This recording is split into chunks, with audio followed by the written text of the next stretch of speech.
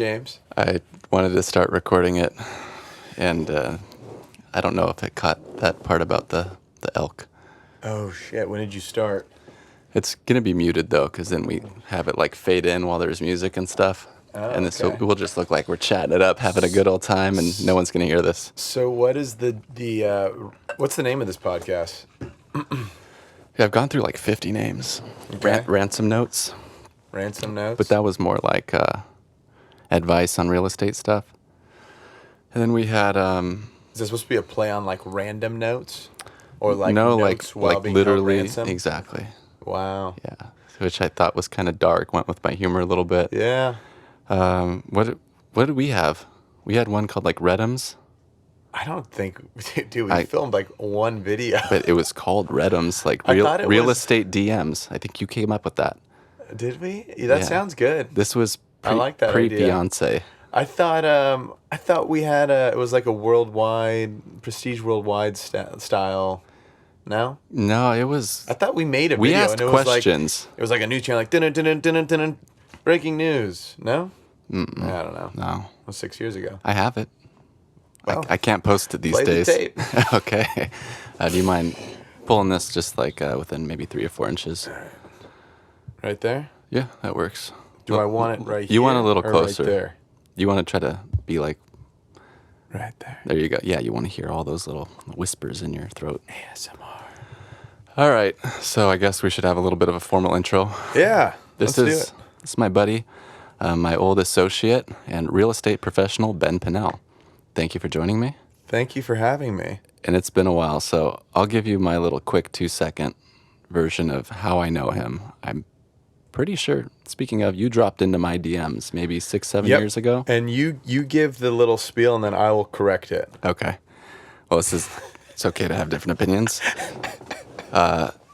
I think Ben had just got licensed or was in the process of getting licensed. This was really early on. Yep. And I feel like you were probably just drawn to me and my positive energy. So it was something like that. Yep. It was something like that. But, I mean, he was doing what I think is very smart of new agents to do is join a team, because anything you learn in the real estate class is essentially you use none of it. And so Ben was looking for his first partner / team / broker to join. And we got in contact, and I'll give the short version. He wanted to jump in having beers with people listing houses for 8% instead of 5 or 6, which I actually thought was kind of cool. And well, yeah, we got it signed. You did get it signed. And then, Over a Coors Light. and then and the guy's daughter, who was a broker, just Destroyed me. Yeah. Because he had dementia and I didn't know that. But that's one of the things that I may not have told you because I'm a dick, but I really enjoyed about working with you is you weren't tainted by the real estate industry yet. Because I think we were talking, I was like, yeah, you ask for 6. I always ask for 6. If they give you a hard time, you go to 5%. And you're like, well, why not 7 or 8? I'm like, why not 7 or 8? And that's actually a really good question. Like, depending on how difficult the client's going to be, how much money you're putting into it. Yeah. Like, it shouldn't just be set just because everyone said so for decades. So yeah, Ben kind of found his own footing in the real estate industry, went out on his own, joined another team, and then now he has the Coastal Estate Group, which Yes, sir. you're a principal of. Correct. I feel like- with my partner, Carrie Young, co-principals. Carrie Young, who was actually one of the brokers. Correct. For Compass. Carrie, 25 years as a broker at Home Sotheby's. Okay. Before Compass came into town and wrecked all that. Yeah. And then recruited as a sales manager to start Compass Orange County. Okay, so she was the sales manager. That's right. Yeah. So let me talk about that for a second. How did you convert Carrie from being a manager to go back into sales? I did not do that. I will not claim any part in that. Carrie made that decision, and then when we spoke, when I was in search of this next step in my journey, it came up that she was now going to the sales side, and I was just inquisitive. I was like, well, what's your situation? What are you looking for? What do you want? Yeah. And in that conversation, it came out that, okay, there's some synergy here. There's some alignment of what I'm looking to do, what you're looking to do, what we both bring to the table. So we very quickly decided, let's explore that. Let's try it out. And I was definitely the one that was, pushing and being like, Yeah. let's actually, I pushed so aggressively the first meeting we had I said, look, Did you scare her? What was that? Did you scare her? Maybe in a good way though. Yeah. But the beginning of the conversation started out like, hey, if you have any input on people that you think would be a good fit for me. The end of the conversation was Coastal State Group starts Friday. This is like a Tuesday. Coastal State Group starts Friday with or without you. Let me know. Let's talk again before then. So I was in this mindset at the time of like, I don't want to waste any more time. I don't want to kick the can anymore. It was back to the old days of just like jump, you know? Yeah. Because to your point, that's a really good point. You lose your dinosaur in this business, and probably most businesses. Elaborate. Thank you. If you've seen Step Brothers, you know about you Yeah, never want to lose your Velociraptor. Yeah, you don't want to lose your get it. dinosaur. So people lose their dinosaur, meaning like you get caught up in the norms of what this industry is, what it's about, and you kind of just fall into line eventually. Where in the beginning you're all bright-eyed, bushy-tailed, like, "Ooh, I'm gonna try this, I'm gonna try that." You're just like fearless, like a kid. Yeah, it's you lose your motivation by overthinking shit.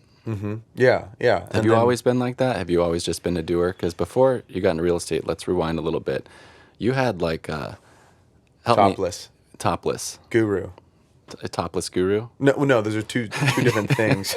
I was a topless guru. Okay. Yeah, no, I've always had that entrepreneurial spirit and that desire to express my creative side, that desire to kind of put myself in a position where I can be a little more of a free spirit. I've had many part-time jobs, so I know what it's like to work for someone, and I hated it. It just wasn't for me. Topless was a cool thing, and you ran that a little bit, like coexisting with your real estate career for a while, didn't you? The marketing continued on, and it was just like a side project. So to elaborate on that briefly, Topless I launched it in college through the entrepreneurship school.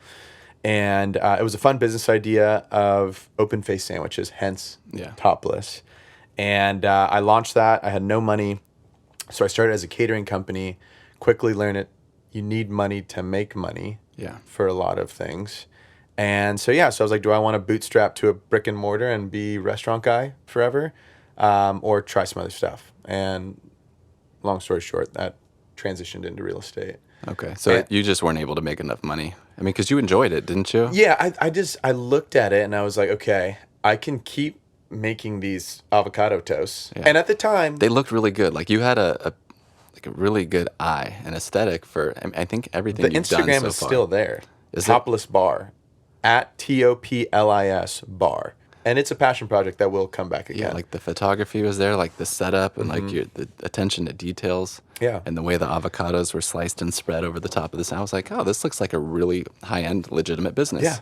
And it was Ben. And mind you, what do you mean, and it was Ben? You were supposed to keep talking and not catch that. And mind you, this was pre-avocado toast being so accessible at your local restaurant. Yeah. There was not one place... I swear, at the time, I did a bunch of research. This was like my project. There was not one place you can buy avocado toast except for, I think, Denmark, and they have a different name there. But it's funny, they just opened Skull Pizza in Lido Marina Village. Okay. And that was, when I was doing my research, that style of like salmons and onions and intense flavors like that was like, that's the original open-faced sandwich originating from like Denmark or Norway or something. Huh. So that was the origin of it, and then I was like, why does no one do that here? Well, how long ago was that? Because avocado toast for me, I feel like about the 5-7 year mark, I started seeing it at a few like, little pop-up shops here and there, or the boutique coffee shops would have some. This was 2014. Okay, so yeah, almost 10 years ago. Yeah, almost 10 years ago. That sounds weird. I know, almost 10 years ago. But yeah, no one was doing it, and so the idea was amazing. But again, for me, I was just like, all right, I can keep doing this and make a little more money and grow the business a little further. But I was like, I want to do other things. I want to do other things. And I've heard from people I've talked to a lot of people who had restaurants and whatnot. And they're like, this is an all-in deal. Yeah. Like you are going to be at that restaurant. You live, breathe that restaurant. And it still might die. So I was like, okay, I'm too young for this. I don't want to do that. I want to have fun and try different things. And okay. So then what was Guru? Was that pre-real estate or was that? Yeah, Guru was college, beer money, along with my haircut business, Benny P. Cuts. I just did so many fun things that spoke to me and you could make a buck off of. Yeah. So Guru was a bonfire party setup business. Okay. So we would go reserve the bonfire pit for you. We would set it up. We'd provide, the hot dogs, marshmallows, s'mores, all that. And you just show up with your family from Riverside or Corona or wherever you're coming from. So you don't have to get there super early in the morning. And when you're done, you leave and we clean it up. So I remember, at the time in college, I was charging like $500 for a setup. And the cost was... Was it working? Were you getting clients for this? Yeah. Yeah. Seems like well, I guess you're taking the work out of it for people, and there's a big value to that. It was all convenience. It's a pain in the ass to tow kids to the beach. And 100%. then you throw easy ups, you throw wood on top of that, you throw, the grocery shopping alone, Yep. the coordination, the coolers, I could see that building a value. Reserving the spot was the biggest thing. So did you just go down there and cone the hell out of a pit at 6 a.m.? I would have friends, so I was in a fraternity in college, and I would have younger guys in the fraternity. I'd pay them like $20. Did you? Were they pledges? You didn't pay them, did you? I paid them. Okay. And they went to the beach, and they would hang out at the beach all day with chairs at the pit until I came and tapped them out around 4 o'clock, and then I'd be there to greet the guests and all that, and just say we'll be back at 9:45 to clean up before and the beach some closes. People, and it was such a there wasn't like strong steady rules, so some people were like, oh cool, like you're part of like the party, you stay here with us, and I'm like, okay, sure. I guess I stay here with you. Grab me a beer. Let's do this. So but yeah, it was fun. Got to try a lot of different fun things, and I hope to get back to that one day. Yeah, I will get back to that There's one day. bigger like event-based companies that do like the really elaborate. Yeah. I've seen them, I want to say, for like birthday brunches. Like it's more like that posh though. Well, I don't want to get back to putting together bonfires. I should clarify. Okay. Back to I was like, it's an entrepreneurial interesting projects. full circle, I guess. You were like, that's your that's passion. really cool, man. Yeah. Good for you. I was trying to be supportive. Yeah, You no, I couldn't tell. appreciate that. Stupid idea. So rewind back to what you said earlier about how we first met. So here's the true story. Oh. Yep, you're in trouble. Get some All right. coffee. So what happened was I got my license. I started out in my first brokerage, Century 21 in Fullerton. Ooh. I was there for a few months, then realized Are they still around? They're not. I can talk shit on Century 21 now. They're definitely still around. They are? Rebranded. They're C21, baby. C21. Okay. Yeah, they look good. I thought for some reason like Berkshire, one of those companies, bought them up. No, they just have a whole new brand now. Huh. It looks good. Yeah. Yeah. I mean, I don't know how they're doing, but it looks good. My image of Century 21 is, Yellow jackets. what's that? Yellow jackets. Gold jackets? Or gold jackets. Green jacket? I don't give a shit. Yeah. Jackets. When I go camping at the Kern River, at Lake Isabella, there was one little rundown, boards on the window shop. It was Century 21, and that has just kind of been like the image I've had. Yeah. There was another one of those companies that tried to rebrand in Newport, Yeah. Harcourt's Prime Real Estate. Yep. I And know a lot of people that used to. back when I started in real estate in 2011, it was all short sales REOs, but Harcourt's they always had like the rundown REOs. So when they came rebranded, I was just like, I can't hop on this train. Like you guys are Yeah. the ones where you have rats in the house and hoarder situations. And now they do, I think, like luxury real estate. And I think they're doing pretty well. I don't know. Like check my facts, but I think branding's, you're good at it. Branding. Top list. It's such a big part of real estate. It's everything. So we'll jump back to that because I want to talk to you about the Coastal Estate Group and your branding, but please continue with the story. Yes. So I'm at Century 21. I'm making my big move back to the coast. I grew up in Seal Beach. I want to get back to the coast to sell coastal real estate. Were you at Cal State Fullerton? No, I had graduated.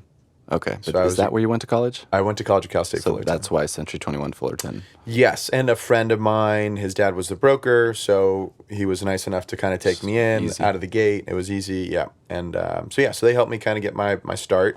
And then, so my game plan was this. This was 2017, I think. I was like, Instagram wasn't really heavily utilized for real estate yet. Right. I mean, you remember, you were using it. It's why I was with Stanfield. Yeah. And I remember the manager told me Facebook and Instagram were stupid. And I was like, okay, well then can I use like our box account and get all the photos for all your luxury listings and post them? He's like, I don't give a shit. And that's how I have 28,000 followers. Yeah. I was like one of the very first people doing that in 2014 and 15. And You peaked. now everybody, I did. Now I'm like struggling. I'm like, look at, I'm baking brownies. Now I'm working out. Please like me. No, you were, and I'll come back with cool shit. Like we're working on a lot of stuff, Yeah. and I finally have like the ammunition now and the big developments and Yeah. sexy houses to do so. But it took a while because I was using other people's at the time. But Right. Yeah. And kudos to you. So my strategy was to use Instagram as a way to find out who are the players in the game right now in coastal real estate. Yeah. And maybe not who are the players, but who is perceived I was gonna say, I to be fucking the fooled players. you. Who is perceived to be the players. And so, all the people I did my research on Instagram and I saw, all the big names at the time and still some of the big names. And people who were just doing a great job with branding, had a decent following, and, were posting nice houses. I reached out to everyone. I sent a DM to everyone of just like makes a, me hey, feel like shit. hey, well, no. Oh, God. So, And you were the only guy that responded. well, no, you didn't respond. So I reached out to everyone. Nobody responded to me. I was left on red. Some people just never opened it.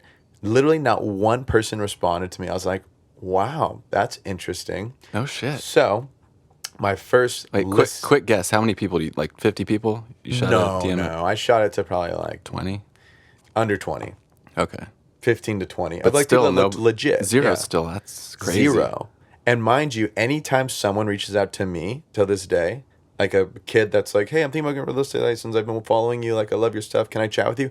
I always say 100%. Let me know. We'll hop on a call. Yep. If it's 20 minutes, half hour, 1 hour, There's I don't actually care. one I have to get back to from a text I got today. Yeah. From one of So the you do friends of that mine. too? Yeah, I make sure at least I'll have a 20-minute phone call with you and try to help guide you. It's, that might Yeah. come back around. You might have a listing that I have a buyer for 10 years from now. I invest so much time into stuff like that probably will never pay out, but you never know. And it makes It you feel always good. comes. Yeah, I think Yeah. just helping in general. 100%. So I reach out to everyone, and nobody responds, including you. You may have left me on red, actually. I think you read it and didn't respond. Might have been purposeful. So, yeah. It's like, make them want me more. It didn't work. No shit. So my first listing was my parents' house. They were thinking about selling. They weren't really sure. So I was like, okay, I'll get photos done. Was this the triplex? Your dad's triplex? No, or this their is actual house? It's their home. on the home hill. that I grew up in on the hill. Yeah. So it's a beautiful home.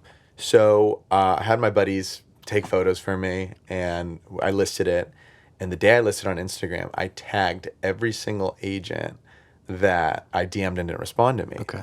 To be like, not in any other reason other than like, hey, look, Yeah. I'm not just a kid. Like I'm doing. It was obviously I'm doing It's real your parents' estate. I'm house, selling. too. It's my parents. They don't know that. Yeah. But it's like I was trying to get their attention. Right. Like, hey, I can help you get listings. Yeah. Like maybe provide some value. Exactly. Provide value. That's what I was trying to show. And it worked on one person, you. Then you responded out of nowhere. I guarantee you I looked at the realist and saw that you were related. You Guaranteed. probably did. You do like to analyze your data. But regardless, you're like, oh, that's... I don't know what your thought was. I think it was the actually. timing thing. Like, Yeah. I think I had just left. 2017 Yep. was the year that I bounced from Stanfield and went on my own. It's the first time I'd been on my own without at least a team backing in my entire real estate career.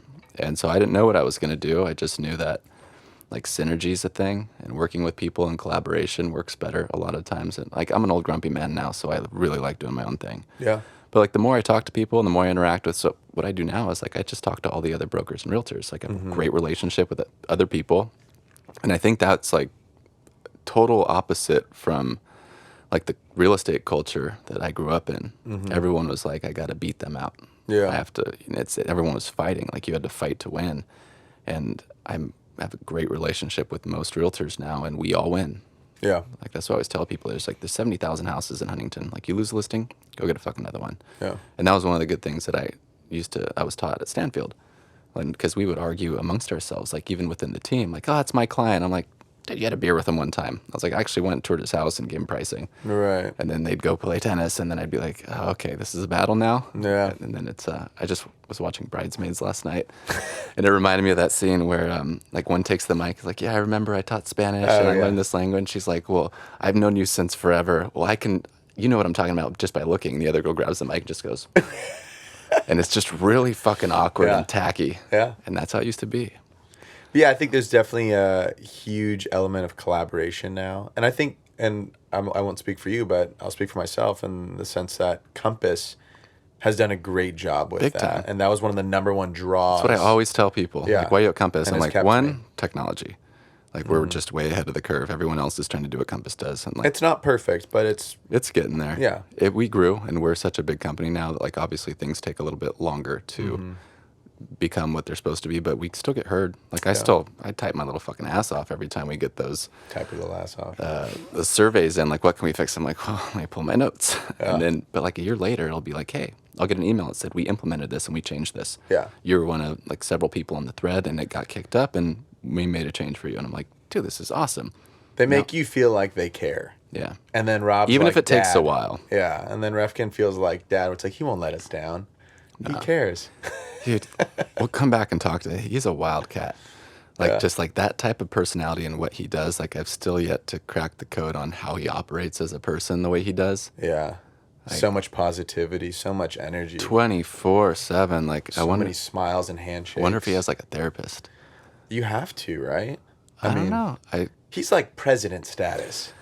He's president status, but like, not to go into politics, but there's some people that can handle the 24-hour pressure Yeah. and they do it and they know how to be a CEO and run it like a business. And there's people where like it weighs on them, then they need the mental break for a little while. Like, I would sticking need on the mental. conservative side, I think even like some of the Bushes, like they'd go off and play golf for like a day or two. Yeah. And then there's some people that it's just their personality and how they operate.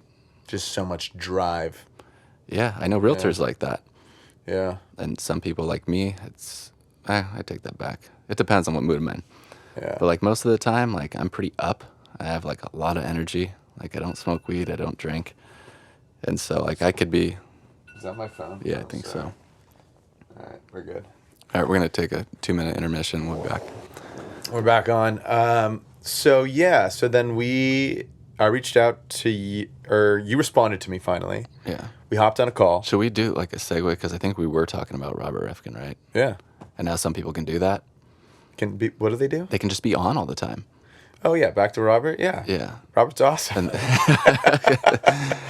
Yeah, I mean, Well, I think it's an important point because when you're a homeowner or you're a buyer going out, and it's like you're selecting your person, there are those people that can fake it really well. And like they're on for that moment, and then you go to pick up the phone and call them on like a weekend, and it's like they've had to detach for a little bit because socially it's just too much.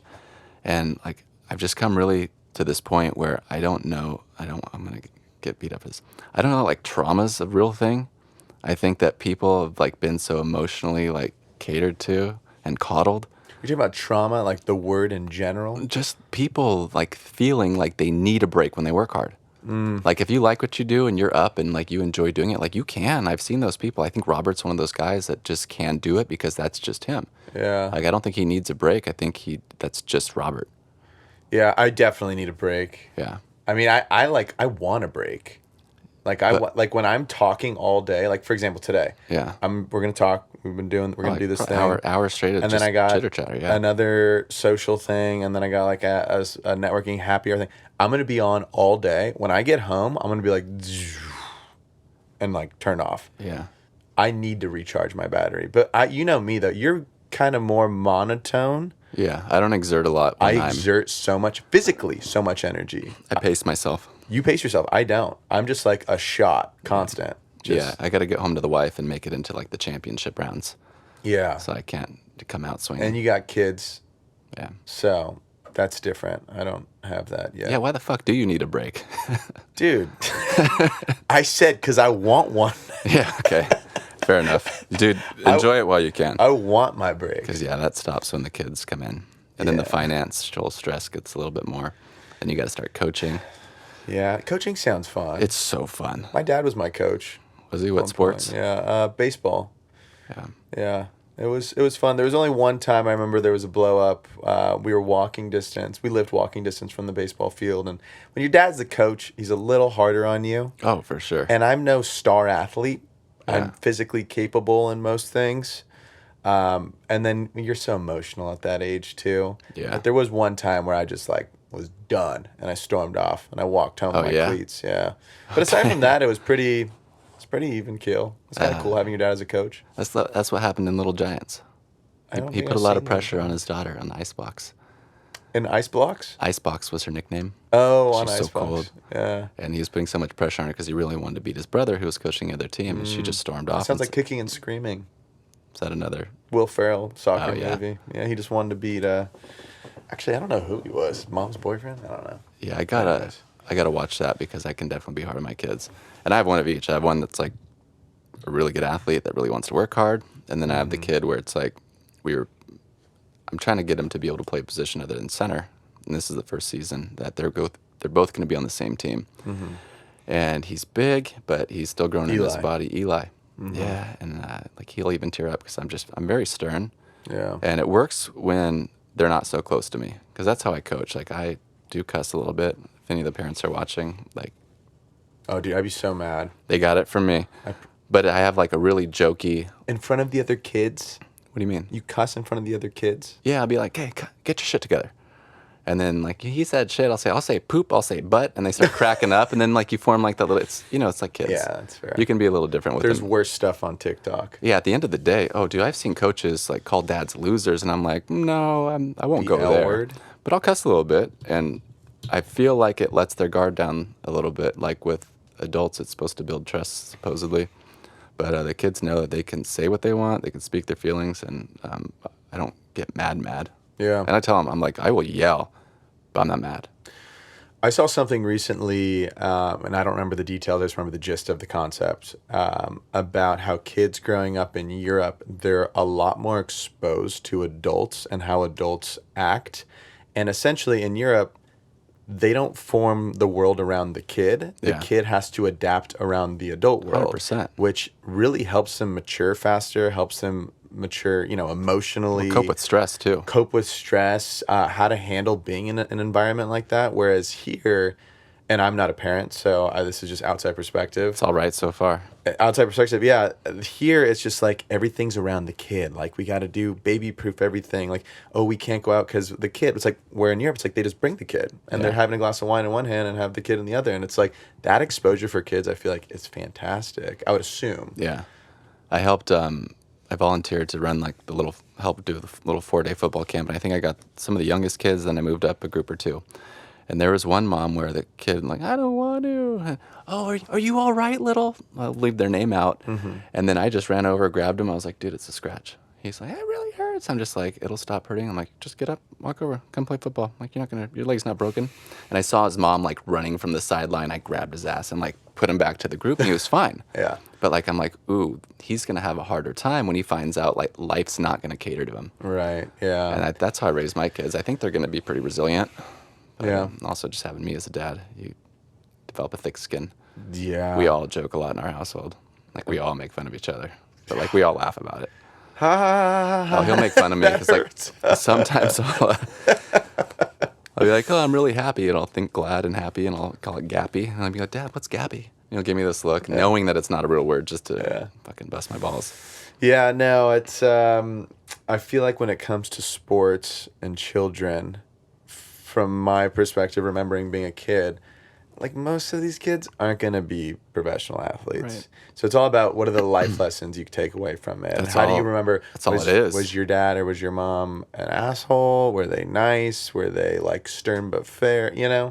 I feel like all those little things, little things add up for kids. And then you look back as a adult and you're like, I remember my parents did a good job guiding me, or like, ooh, they could have done a better job on that, Oh yeah, we've had that 37 years old. You've had those conversations by then. I don't know if you've had those conversations with your parents yet.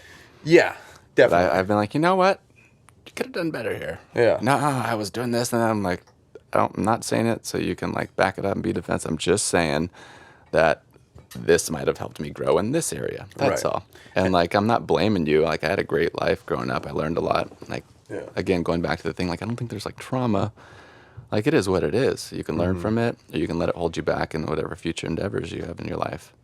Yeah, I think the one of the biggest things is the friend versus parent balance. Yeah. I think my parents nailed that. Yeah. I am not their friend, and they know that. Yeah, I that's said, I don't tough. care if you don't like me. That's what I always tell them. I was like, I don't care if you don't like me. My job is not to be liked by you. It's to make sure you do better when you're an adult. Yeah, They get it. yeah, It's like, we can have fun in the meantime, but if I see you do something that I'm completely opposed to, like, you're going to know about it. Right. And I'm going to make sure you try to correct it next time. yeah. What's this have to do with Robert Refkin? I'm not sure. All right, so getting We back. start talking about Robert Refkin, we just think dad stuff. Maybe. Yeah, I think you did say that at one point. He's kind of is like dad. our He big is like father our figure. dad. It was funny. I thought you were talking about Rob Norquist at first when you said dad. Well, Rob's more like the cool uncle, Yeah, Rob is the cool right? uncle. He's like the uncle that sneaks you a beer before you were ready. Yeah, he's like, all right, I won't tell anybody. Just walks away. Just don't do it again. He just says it with his eyes, just a little nod of approval. Yeah, there's some leadership in that too, though. Like, cause Rob's such a cool guy. It's like you don't want to disappoint him either. No, yeah. And that's back to the dad stuff and just leadership in general. I think that's one of the biggest things is the ability to lead and inspire people without having to drop the hammer. Yeah. Just the feeling of like, I don't want to disappoint you because I respect you and I admire you so much. Yep. That is the most powerful leadership, 100%. right? Yeah, I'm working on that one. Yeah. I'm just more make him do it by force. Yeah, the iron fist Or logic. works to an extent. And Yeah. logic works to an extent because of people have different emotions. Yeah, for me, things just needed to make sense. Like, my kids will straight up ask me, well, like, why do I need to do this if this happens? I'm like, that's a good point. All right, carry on. If they catch me and it makes sense, I'm wrong, you're right. Yeah. That's a scary thing. Yeah. Telling your kids you're wrong and they're right. How does that play out? Plays out fine. I mean, I haven't seen any issues from it. It's usually Asher, my oldest. He's Yeah. super logical, super smart, Sharp. super sharp. But why? Was he a but why kid? Yeah, I just play the game with him until he repeats himself. I go, we got to the end. Really? What Yeah. do you respond with? Depends on the question. I will answer it legitimately, or I'll say, well, I don't know. Let's Google it. Really? Yeah. So Kim's niece right now. Super long car rides sometimes, though. I was going to say, that's got to, because it's never ending. Kim's niece right now, she's 3 or 4. I don't know. I'm bad with kids' ages. Maybe 4. Yeah. She can talk. But everything is, but why? But why? But why? So now the way that I master this is I just respond, why not? And that's it. That's the end of the conversation. Really? It's boring as shit. I'd stop talking to you, too. I know. Hey, she still loves me. Yeah. I was just like, but why not? And then she's like, oh, I can't say why to that. Yeah. But that's I'm not your parent, so I don't need to engage with you. On Oh, this I always topic. entertain those questions. I mean, you it's gotta have fun fun. for me, too, though. You live with them. Yeah. Yeah. Like, why is the sky blue? It's just the And you way have to the teach ocean reflects off our atmosphere. Well, why is it blue? Because we see things in like the color spectrum, the rainbow, Roy G. Bibb. Wow. And then we'll go down that and be like, oh, why is it blue? I'm like, it's just the way. I think it has to do with wavelengths. Like certain wavelengths create certain colors. Like red's the lowest, like infrared. That's why like the James Webb Telescope can see things that we couldn't see before. And he's like writing notes. Like, Yeah, oh, he okay. absorbs it all. Now I know. When we read those little space books, there's like space, dinosaurs, and more recently Harry Potter. Wow, Harry Potter? Yeah, we went through the whole series last year. How old are they? 6 and 8. My youngest will turn 7 next week, so they're only 13 and a half months apart. I don't think I could read Harry Potter today. Yeah, you could. I don't think I want to. Dude, you do. It's so good. I thought it was going to be dumb, like just this little thing. And book 1 it's very wizardy. Sorcerer's Stone. I don't even remember what they were. It was just really light. And then book 3, there's murders, there's love affairs. I'm like, it gets real good. Really dark, though. I'm just not a reader. You read? Yeah, read out loud. I think it helps with speaking, too. Like there was a benefit in it for me to be able to read aloud for 7 books at roughly 450 pages a book. So that's average. an interesting question. Learning. How do you learn? Do you read? Do you Google? Do you ask people? What is your favorite way to learn things? I like reading up on it myself and figuring it out. So Okay. to fully understand something, I have to go back and work my way there. Got it. Okay. And You're very analytical. You want to No, like if I don't have a good example. Yeah. But like with real estate, I started working for my brother-in-law Garrett Weston, and he said, "I need you to pull comps. Show me how to pull comps." And like I started messing around with the MLS, and I realized you could you could highlight things. You can go in tax rolls. You could pull addresses, numbers, make mailing lists, and you can pull data. You can see what the median price. And I started like just delving into it.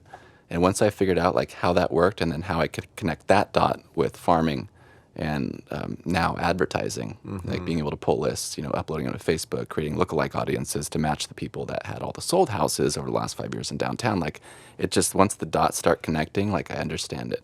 Yeah. then I can like explain it. Like people showing me sometimes, in my brain, I'll be like, well, why are you doing it that way? Like, wouldn't it make more sense to do this? And they'll be like, well, maybe, yeah, this is how I do it. And I don't really catch on. My Right. brain's like elsewhere. Right. But that's a struggle when you have kids because my oldest is just like me. I explain it really logically and make it make sense for him. And my youngest needs, I think, more to be like shown. Mm-hmm. And that's been tough. Yeah. I'm probably more like your youngest. I don't like, there's just so many things.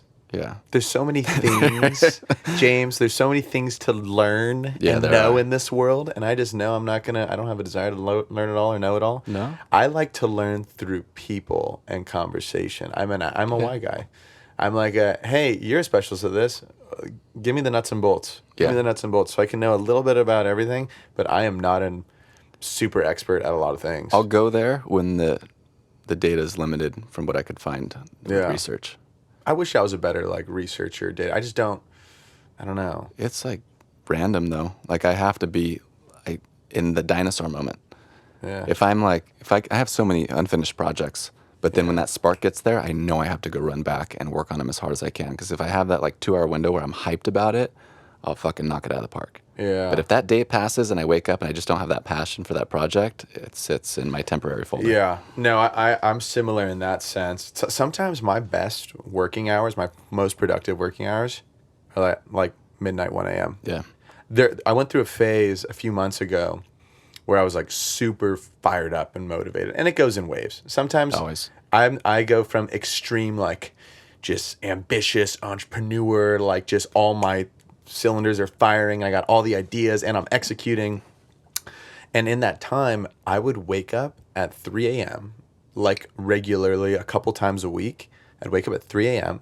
and I'd be like, well, I'm up. And I was just dreaming about the idea that's been in my brain. Yeah. So I just start working. And I'd work from like 3 a.m. to 6 a.m. Do you have your computer next and to go your to bed? sleep. No. I would. Notebook, something. Well, my phone. Oh, yeah, that's true. iPhone, it's like a computer. Yeah. It's got a notes section. That's very and true. internet and all that. Mine's But so disorganized. yeah, so it goes between that and the other half of me, which is like, you gotta enjoy life, man. Can't work your life away. And I'm really good at that. Too good sometimes. You're young though. Yeah. You're young, so True. I did the opposite. I always use my brother-in-law as an example because he started working at like HSS. I'm pretty sure like his mom had to sign a waiver because he was so young Garrett? to start working. Yeah. Yeah. And then I think 16 or 15 or 16 or 17, before he was even 18 and could take his real estate test, he's like knocking doors in Seal Beach for Jim Klasanin, I think Jim. Baytown Realty. Is he still around? I don't know. I don't think so. You know the name though? Because I know I Jim. don't. Yeah. He was spent like no the time. biggest old school name in Okay. Seal forever. And then I think he's from there it was like Home Sotheby's and then Stanfield. And so sometimes I forget he's only like a year or two older than me. But it's like now he's taking the trips. Now he's going out with his drinking buddies. Oh, I see it. Yeah. I ran into him on my birthday last year in He's Catalina. enjoying life now, but Yeah. it's like for me, like I'm in work mode now. Yeah. And like all that party shit, like I got out of my system Yeah. when I was younger because I always feel like there's more time to work. You know, the kids are going to grow up. His kids are at that age now, I think I should know my nephew and niece's age, somewhere around the ballpark of 17 and 21. And he's been able to build a good enough relationship with them to where they go on a lot of these trips too. And he's able to get those moments. Yeah. But I'm trying to, that's that balance. It's really hard to find that balance because for me, I won't miss any of my kids' shit. They have, 11:30, I got like 20 work things to do tomorrow morning, but at 11:30 they finish up their coding camp and it's their little showcase. They're going to show me what they built in Roblox. I'm going to be there no matter what. And so it's like for Garrett, it's like my sister handled a lot of that. Open house at school. He has a listing appointment. It's listing appointment. He's got to work. He's got to make money. And it's done him well. And like for being his age, he's done super well. But like you can't go back. And Yeah. get like those younger year times. For sure. And so it's, I mean, if I definitely just stuck to working, I'd have more money. But I think that relationship that I'm building with my kids right now is super important too. So I'm offering you a once-in-a-lifetime opportunity to get in a time machine and go back and restart your career. How old were you? Career? Your real estate Can career. I go back to like No. kindergarten?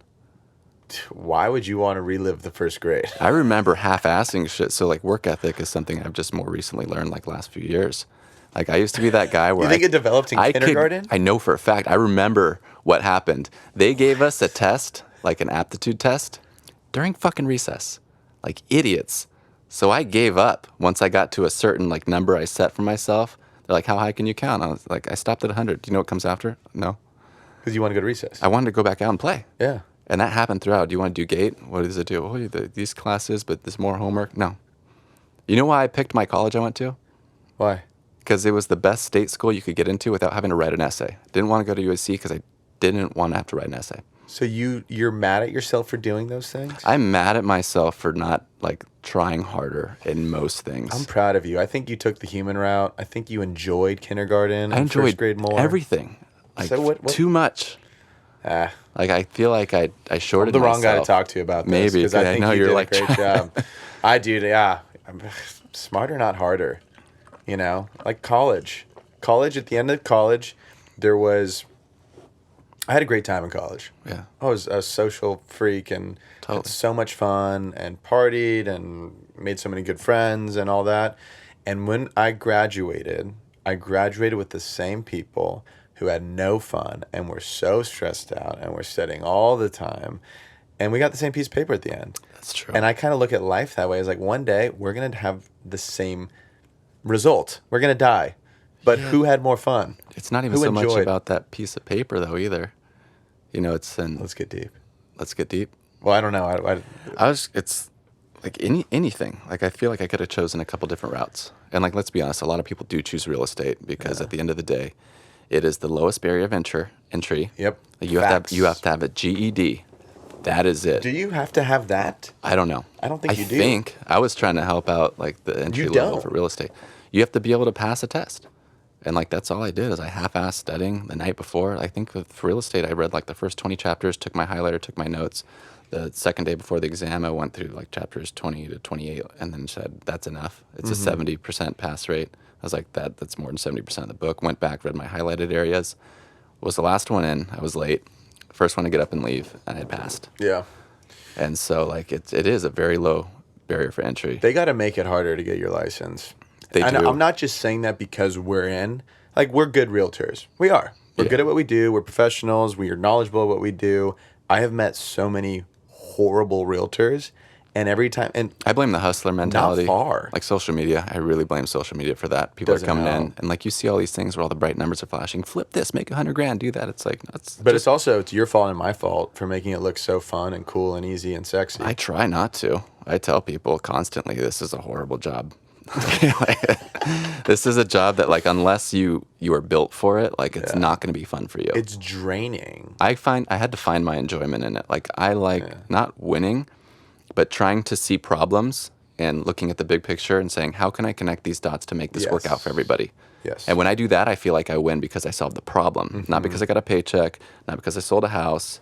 And like that's where I get my fulfillment. It's a challenge to me. Okay, Yeah. I'm like, okay, this guy doesn't It's want like to a sell. puzzle. This guy doesn't want to sell, or we're $400,000 apart on this. Like, what can I do to make these people bridge a gap? Can I make this happen? Yeah. And if I do, I'm like, that's the high I get from it. Yep. I agree. And through like data, logic, and reason, you're a pretty rational, logical guy. I feel like that's part of the enjoyment I get is that aspect. And it sounds lame, but I do enjoy helping people. Yeah. I don't You like have to. self-serving things. No, so you like, have to. Yeah. And like the way I've always told myself, it's like the way I picture it, like a house isn't like you're just putting someone at home. They want to buy a house and you're helping them achieve that goal. Like all my memories and my life has been shaped by where I lived, and that I think is true for everybody. Yeah, no, that's so true. Like yeah. like you growing up in Seal Beach, like you had that specific life, you had those memories, you have. Like who you are today was shaped by literally where you grew up. 100%. And like me, like people are like, oh, you from the East Coast? I think I have a little bit of a different vibe than your standard. Like I get that a lot for some you reason. do not give East Coast vibes. Maybe from people that have never been to the East Coast say Yeah. that. But I grew up in like 'Cause a you're really, are they all like little scrawny They're thinking Jersey Shore. little and you're at lady the boys gym. over there? I don't know about lady boys. Oh, no, I'm just trying to say like the Arnold thing because 80s like action Not movies. the like Thai thing. Not Thai thing. Okay, yeah, different lady boy. Different kind. Or lady man or whatever he says. Yeah. But I grew up in like a really more like New York kind of melting pot. Like it was me, African American kid next door, as a best friend growing up, Hispanic girl across the street, Hispanic girl around the corner who was like secondary best friend, Filipino kid around the corner, and then a couple streets down, we had these three black brothers, and then a German kid. So like the only other white kid that I consistently hung out with in my early childhood years was like hardly spoke a lick of English. The German? Yeah, the German kid. He helped me like super mechanical, helped me like work on mini bikes and stuff. But I moved to Huntington. It was like a really big culture shock for me. Wait, where were you talking about? Where were you living? Like border Hawaiian Gardens in Lakewood. Oh, got it. Okay. I thought you were talking about Huntington. I was like, okay. No, Huntington was Yeah. weird. Like I got bullied a lot when I came to Huntington because I had like long hair. I wore shorts down to my shins, like bright colors, like think like in Living Color. And Wow. then like, basketball was the culture there. And here it's like bleached hair, tips, spiky hair, Yeah. gotcha, Billabong, Quicksilver. If you didn't have like one of those It was brands the on, 90s. you didn't skateboard, you didn't snowboard, you didn't surf, you didn't have friends. And so Yeah. like I had to like adapt really quick. But Yeah. I'm really glad like my foundation wasn't built here because there's a bubble. Like we're Yeah. in a big bubble. We And a are. lot of people just don't have like real world perspective in Orange County. There's even sub bubbles within the Orange County bubble. Very true. There's a Newport bubble. There's a Yeah. Seal Beach bubble. There's a Huntington bubble. San Clemente. Yeah. They all have their own cultures, their Yeah. own vibes, their own Santa Ana too. Santa Ana. Big yeah. difference from Even that to sub Newport. Santa Ana bubbles. Yeah. Right? Like Floral Park. Floral We're just Park. getting neighborhoods, which brings me back to where you buy a house and where you help someone move helps shapes their entire life. I didn't really think I've thought about that in a different way, but that is so true. I think that's a bigger point that people don't even realize. Yeah. And like not from like I don't know how else to put this, from like a gentrification aspect, but when you are helping people move up in life and like they're selling their house in Lakewood and they're moving to Huntington Beach, like that helped. I don't know what would have happened if I would have stayed on the border of Hawaiian Gardens and Lakewood. I don't know the people I would have been hanging around. I don't know the gangs I may or may not have gotten into. I don't know the drugs I would have started doing. Yeah. I don't know, maybe I'm in the NBA, and retired No 3 years shot. ago. No shot. No shot. You're a bubble burster, speaking of bubbles, Jesus. Okay. Let's be realistic. You're a rational guy. Yeah, no. But I don't know where, like, it would have completely changed who I became. And, like, I don't know that I'd have my kids Yeah. if I didn't move. Right. Like, it came down to location, demographics in that location. It's like everything's geographic. Yeah. You started watching like one of my little old videos to see what you were going to be in for. There's one of those I did where it's like on real estate and like, or not real estate, relationships and who you marry. Yeah. And the number one, I remember this from like a community college class, like the number one indicator of who you're going to end up being with is proximity.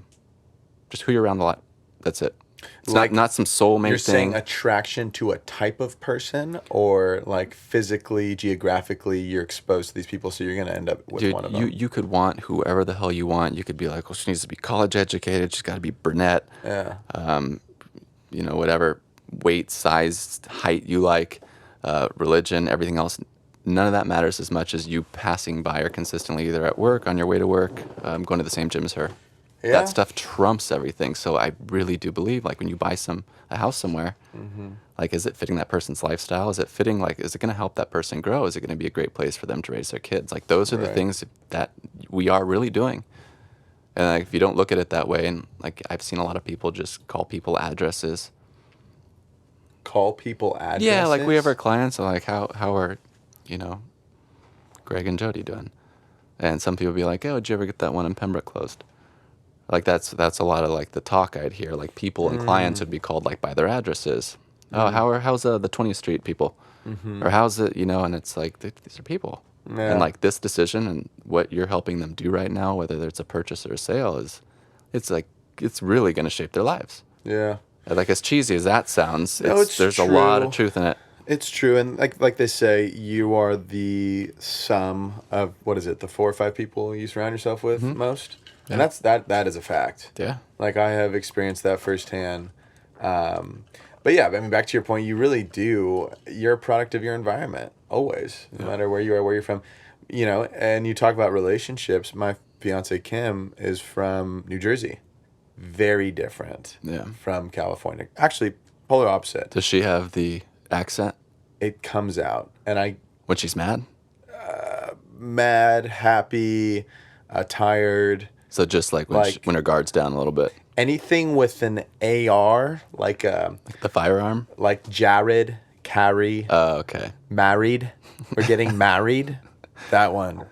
I You was know. reading this other stupid little study that says like New Jersey and like some of those East Coast, like I don't want to say trashier accents, but the ones that sound slightly trashier to California, like Boston accents are like the number one hottest accents for females. What? I know. Google it. The number one hottest number one hottest accent is accent. a Boston accent. Female Boston accent, yeah. Okay. I like Southern accents. What's the data on that? I don't know.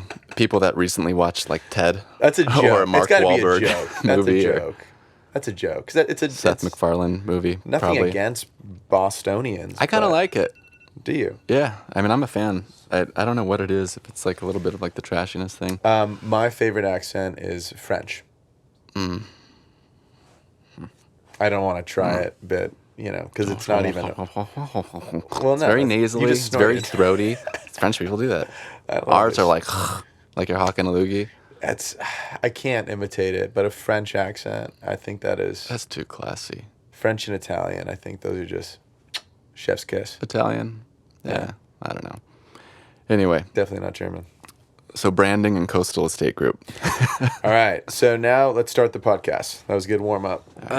Let's talk about. Okay, you did Topless, you did Guru. You've always had an entrepreneurial spirit. Talked with Carrie, and I want to go back to you giving her the deadline of saying with or without you, like, and I know you didn't really, you probably I worded it wasn't that way. that intense, but it was like, Like, hey, there's a sense of like, urgency. I'd like I you wanna to get come. this going. Like, let's do this. You Yeah. know, and I think it's important to let people know like where you're at and what you're looking for, or else it's easy to kick Yeah, cans. you had to your go, dinosaur. I It had was my alive and well. dinosaur. I had my moment. I was fired up, excited, and I wanted to get stuff done. So I guess to bring it back to that, we partner up. We launched Coastal Estate Group, and we're off to the races. I guess to give a little background on the name and everything. Yeah, what was your idea too? Like, help me out with them. Like, what was your mental mission statement? Yeah, so when I decided I wanted to start a team, first of all, I wanted to partner because I know that I'm arguably, to me and my mom, I'm the best at what I'm good at. I am really good at what I'm good at. So But you know your strengths and you I also know my your strengths, weaknesses. but I also know my weaknesses. That makes a lot more sense now looking at you and Carrie. Yes. So you see a little bit of a balance of opposites with her and I of like, okay, I'm really great at this and I can carry us here, but this is where I struggle and I think, you're pretty good at that. So that's what I was looking for in a partner, and that's where we were able to kind of get our initial momentum going. And that's from a dynamic standpoint as partners. Now, as far as the vision for the team, I intentionally don't have my name in it. I didn't want my name in it. I didn't want my partner's name in it. I wanted something that we can grow beyond our own personal brands and our own egos, honestly, because I've seen that be an issue for some teams. For Not everyone. all teams. But That was the purpose of Ransom House and not James Ransom Group. Right. It sounds like a company, not a person. Right, exactly. So that was the idea, was to create a company. I wanted to create a company. My whole idea from the beginning was like, I want to create a company within the real estate world because there is so much opportunity and money and everything in this real estate world, and you shouldn't have to just confine to what people have done in the past. Create however, structure it however you would like to structure it as a business. So launching Coastal Estate Group, I look at that as a actual entity, as a company, as a business. I don't look at it as a real estate team. To be honest, this might sound corny and lame, but like I really don't look at myself as a realtor a lot of the times. Yeah. Like I know how to sell real estate. I could be a full-time agent and run solo and do well for myself. But that's not where I feel fulfillment, and that's not where I feel like I'm using my full potential to grow something that not only I can make a good living off of and help a few people, but I have bigger aspirations. I want to start other companies. I want to start foundations, which I'm in the process of doing. Yeah. So there's a lot more to it for me than just having a real estate team or being a realtor. Therefore, Coastal Estate Group was the right call for us. I think it encompasses what we do. It encompasses our brand. It's what pretty we're to the about. point. It's to the point. People are, Yeah. I don't want to use the D word, but people are dense sometimes. So Yeah. I like to cater to the densest person in the room and make stuff so simple that everyone can digest That's it. how you're supposed to do it. Do you guys have your little book club down at the Newport office? What's a book club? So we have Like a where you read? Yeah, we have. Yeah. You know I don't read. I just realized we just spoke about that. We have a little book club here, and one of the books they had us read was The Story Brand. And the guy, I mean, it's like proven, across like psychologically, like if someone can't look at your website, and it's funny because if you go and Google this, he'll have like he's giving speeches, calling people out. They'll pull up their website up on the thing. He'll just rip them a freaking new one. Ooh. And he'll be like, I have no idea what you do. Are you a florist? Yeah. Do you sell events? Like, are you an event coordinator? You sell real estate? Like, are you a VRBO person? Like, what the hell is this? Lease commercial spaces? And so, like, it really made me think, like, someone got to drop on my website. I wanted to say, like, I help lease and buy land, apartments, and homes. Yeah. Or you can, like, just make it as simple as possible. And there's a cactus because I do it in the desert. Yeah, if someone can't figure out what you're doing, who you are, and what your business is, and like it was a really short time, like 3 seconds, somewhere below 13 seconds, because then you are not branding correctly. They're going to be confused and they're going to leave your page. Right. Or they're going to have, walk away from the conversation not knowing what the hell they just talked to you about. So I think that was really smart. Like the Coastal Estate Group, you sell estates coastally. And we're a group. Am I wrong? There's more than one of us. And there's more than one. This is a team of people that coastally sell estates. Exactly. That's it. So that's what I And wanted. it sounds cool. Yeah. I think it, thank you. Yeah. I think it flows. It does. It like has a little bit of like the upper endness to it. Like, Yeah, we wanted it a little more elevated. Yeah, it's elevated. At first, I think one of the first ideas was Coastal County Group, thinking like Orange County, but then maybe not just even. the word county alone without Orange County though can be like football in the boondocks kind of. Yes, that and like a little bit of a legal vibe. Legal county. That's what Carrie was saying, which was very helpful. And it's like She has a legal background, doesn't she? She has a legal background. She's an attorney, so she just thinks of the county and she thinks of like legal stuff. So Yeah. it goes back to like, what are you? Coastal County? You guys a legal firm? Yeah. So yeah, to your point. That's a good point. Yeah. So we're the Coastal Estate Group. Okay, so how do you have any other team members or just you and Carrie at the moment? Yes. Because you network a lot. I know that. I do network a lot. I think that's a great approach. I think that's something that like Compass brought, that cohesiveness to all the agents that join. It's almost like we're like one big team. I know that sounds super cheesy. We are one big team, But James. we really are. Like we collaborate really well together. We do. And like I just got in the press. I'm going to get in trouble for this. Oh, no. Don't do it. Well, I do a lot of off-market deals. I'm associated with this podcast. Do not get us in trouble. You won't get in trouble. This is just something that I did. So we used to have like our Gmail contacts, our directory of every single. So like you get a random Compass agent texting you from LA and his name would pop up. You're like, oh, Sean, whatever. Right. And then they stopped that when the company grew too big.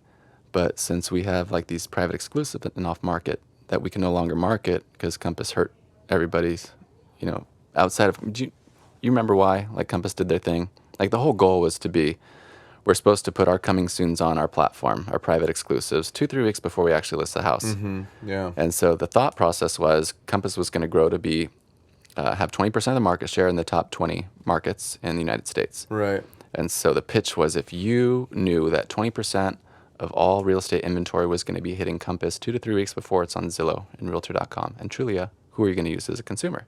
Right. You can use Compass. And then at the same time, we're pulling all that data that we're then going to use for like reverse marketing or even just analyzing sites visited to figure out who's going to sell, like the likely to sell feature that we do now have on our app. And it was just like a really genius business plan. And then people started getting mad that a lot of these houses would close escrow prior to even hitting the market. That's why the MLS in 2020 came out with their new rules. It was driven by Compass. People saying, that's not fair. And so they put in a couple rules that still make it so we can do so because private exclusives, they can be marketed within your brokerage. But once I've exhausted, like our Huntington office is not nearly as big as our Newport office. So I bring my 2 or 3 buyers by when I have an off market. And if it doesn't work out, like I'm very limited on what I can do. I can't do Facebook. I can't even technically do word of mouth unless I have a signed agent disclosure. Right. But I can market to Compass. So I took like 8 days and I went through and individually added every single Compass agent in the country. Dude. Because they were smart on Compass. They're like, we're going to make it so you can't select all. You can't even select a whole page and then add them to your Google contacts.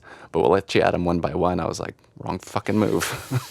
I got ADD and a shit ton of coffee. Oh. And so it took like a week. And so I have this group of contacts now tagged that I'm importing into my Compass CRM.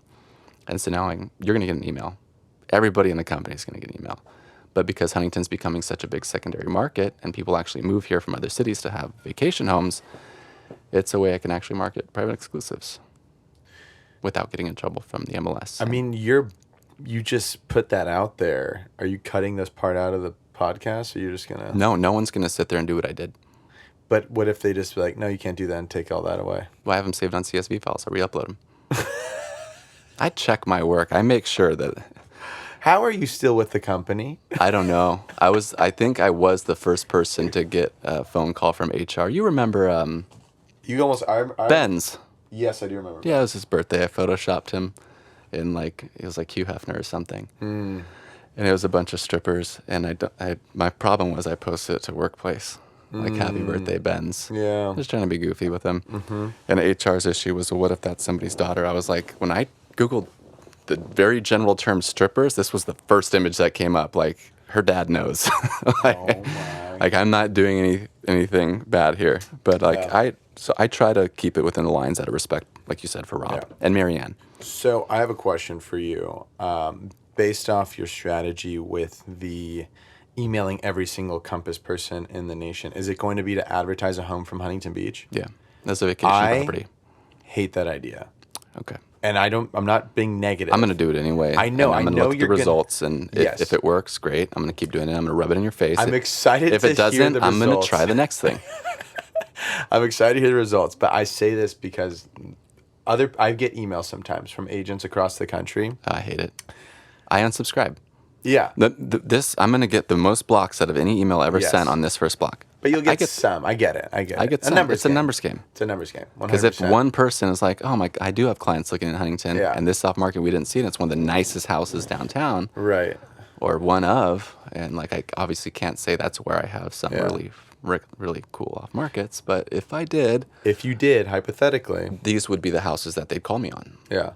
No, I mean, I get the mission with it. That is like one of my peeves. Like when I get a notification about a new listing in Florida, I'm like, why are you sending this to me? Like, I don't have your buyer. Like, I started keeping them. You keep all of them? I look at them. I like to see what other people are doing. Sometimes I get a really good idea. How many emails do you get a day? Probably 1 to 150.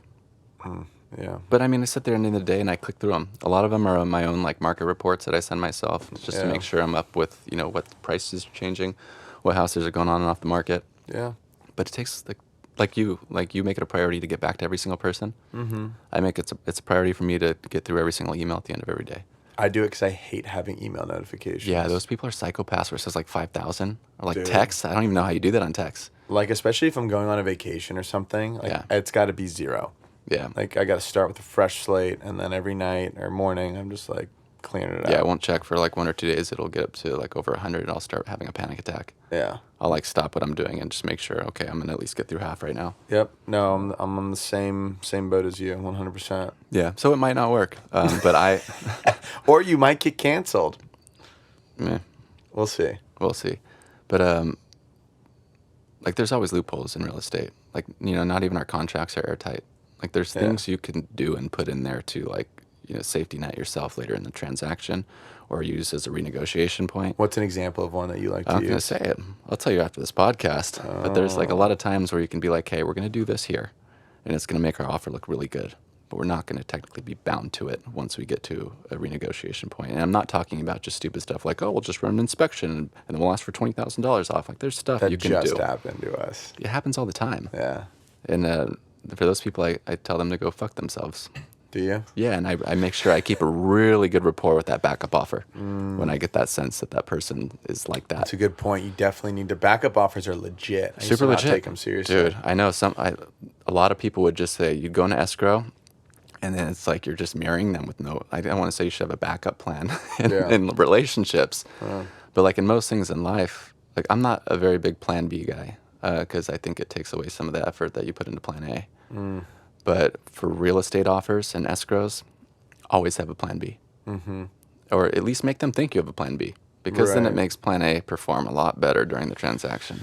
That's fair. That's a good point. Yeah. No, I agree with that sentiment.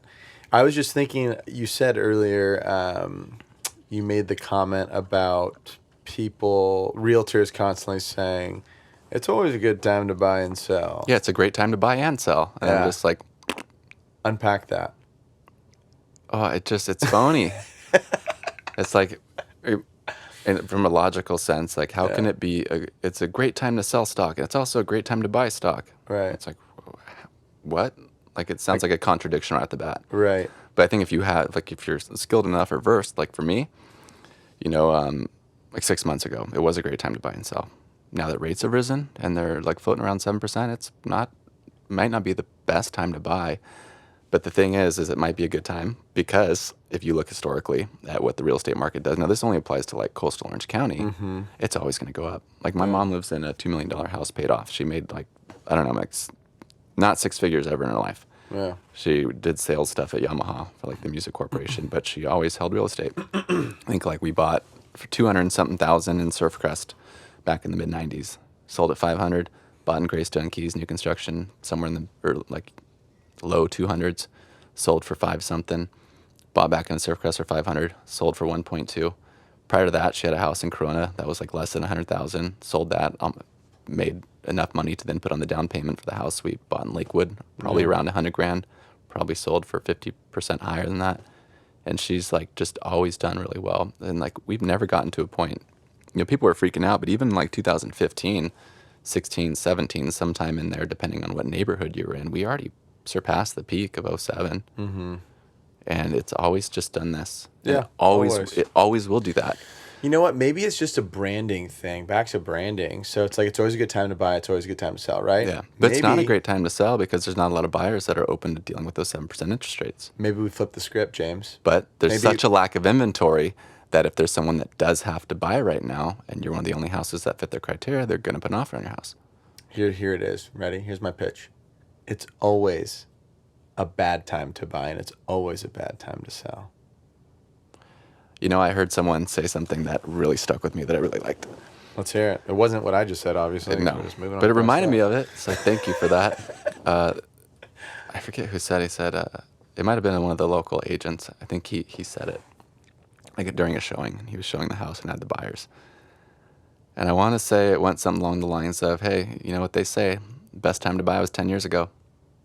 It's true. I love that saying. Yeah. Because that will, in retrospect, everybody I know always says, "Shit, I should have done this back then." I should have When I held was it. too scared, Should have bought it. I didn't pull the trigger over 20 grand, and there it goes. It's opportunity cost lost. Yeah. And that happens so often in real estate. Yeah. Because there's always going to be a reason why. I mean, it's just situational, which was where the human aspect comes into play, right? Where it's like we sit down and have a consultation and say, hey, we do this every day. Yeah. So the stuff that you don't know, we know, and we're going to help you based off your situation and figure out if now is a good time or not. Yeah. Can I full circle this? Well, please do. We're talking about topless? No, we're going to go back to the dinosaur again. Oh, wow. Don't lose your dinosaur. People, I mean, one of the big factors in dinosaur loss and prevention. Are we talking about the big boom now? No, we're talking about like your passion, like when you're in something, got it. just doing it. Yeah. Just like people overthink it over 20, 25 grand, and in the grand scheme of things can lose hundreds of thousands of dollars and lost opportunity costs from what they would have appreciated at home. Mm-hmm. And it's like, I see people, like indecisiveness is much worse than making the wrong decision. CEOs say that. I don't know. That's like probably a quote from like Warren Buffett or something. No, it's so true. And I've never really talked about my real estate investment. So, back in 2020, I partnered with my dad and we bought a property together. Yeah, on I the remember peninsula. vaguely something about that. And I won't go into the full story. It's actually a decent story. But You guys still own it? we still own it. I have a short-term lodging permit on it. So Nice. it's been Airbnb'd since 2020, essentially. Cool. But this is relevant because putting the deal together was a nightmare. Because you were working with family? No, actually, that wasn't the hardest part. It was just there were a lot of moving parts. There was a lot of creativity to make it happen. Yeah. I wasn't in the market to purchase a $1 million home at the time, but I was like trying to find a way to make it happen. Yeah. But the lesson from it that I learned and that I love to share with people is at the end of the day, it was extremely stressful. Yeah. It was a horrible hard money loan. Horrible rate at the time where people were getting like 2.5% rates. I was like at a 9% rate. Yeah. Hard money loan. It was horrible. I lost thousands and thousands of dollars but it was the best deal, one of the best deals I think anyone could have structured Yeah. at the time. But I saw the opportunity cost. I saw the Yeah. value of the land over time. I saw the opportunity in the situation. Yeah. And I knew, I'm like, I'm not going to get trip up over a couple thousand or even a sketchy, I'm hard dealing with money loan. this on an offer on a property downtown right now, where we're, $50,000 apart, but the margins are roughly $800,000 after this lot is purchased and it's new build. And I'm like, don't lose the 800,000 over the 50,000 It happens all day, every day. all day, every day. Less, 5,000. The stuff blows up. It's Yeah. crazy. It's people. I don't know if that's an ego thing. I think it's an ego thing most of the time, actually. Like, Ego nope, this and- is what I said. I'm going to stick to it. And I feel like people they make it I'm a really not like loose cannon in that sense. It's like when I was talking to you about my son. If he corrects me on something and what he says makes sense, I'm wrong, you're right. Cool. Like, I'm pretty elastic when it comes to that. Just make it make sense for me. Yeah. I feel like people say something and then they feel like not only are they going back on what they said, like it's their word, it's their character, it's their ego, it's their sense of pride. I'm just like, dude, you're wrong. People are wrong about shit all the time. Yeah. Like, let's go do the good thing though now. Right. Yeah. But that's what I notice in this market. And just, I guess, too, when you tie people to one of the largest investments they'll ever have, their largest asset, the most money, and you're different, you're in Newport, but in Huntington, people don't have like their hedge funds or their 401ks. I don't have a hedge fund. You know what I mean? Like, I like working in Newport for that reason. Like, houses become a little bit more of like an asset, and these transactions, it's a lot more like logical based. But when I am selling someone's house for $1 million that they bought in the 60s for $70,000, and this is the most money they will ever have and have ever had in their entire life, that's when the pennies and nickels seem to matter. And these Right. deals blow up over $500. I'm not paying that. And, Yeah. correction from the inspection report, I'm like, you're going to lose an offer and probably 50 grand. You know if what? you don't. I think what I've learned, though, is going into these transactions, and this is our number one job. I believe our number one job is not finding your home. It's not necessarily the paperwork. Your TC can do that. Our number one job, I think, is to manage expectations and guide you through the process, not only technically, but emotionally. Yeah. Protect your All the energy, time. guide your pride, because I think that's when deals go sideways or when expectations aren't met Yeah. or when new expectations develop. For example, so you have a home listed for $1 million, you get an offer for $1.1 million. So you now have an extra $100,000. Now they want a $20,000 credit. You're like, no way. We're not giving up $20,000. It's like you just gained $80,000 now Yeah. based off where we were. So it's like you really have to, I think, almost guide your clients into People are really good creating- at that too. Yeah. They're good at being blind to the big picture. Yes. But I think mentally, because for me, when I was in my own transaction, what I realized about myself, the reason why I kept so cool, I had a bottom line. I was like, as long as we don't pass this, I'm going to negotiate everything I can to get as high as possible. But if we end up at the bottom of the barrel, we still didn't cross that line, and it's Yeah. still a good deal, So I think it's setting expectations, Yeah. and a floor. But you bought in 2020 though too, where you could find a little bit more wiggle room. But you know what? When I bought in 2020, it was the worst time to buy. Yeah, it was the highest the quote market unquote, had been. It was the worst time to buy. COVID was about to, or did just shut The down world the world. was going to end. The stock market was going to crash. No one was going to buy real estate. The whole world was falling apart. But I jumped Yeah. in because I saw an opportunity.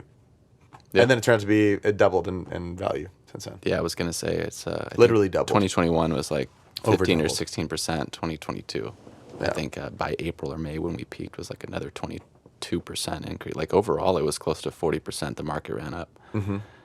But you would have never known. No one would have known. No No one one would would have have guessed known. that a Yeah. global epidemic would have made home prices jump up so much. Yeah.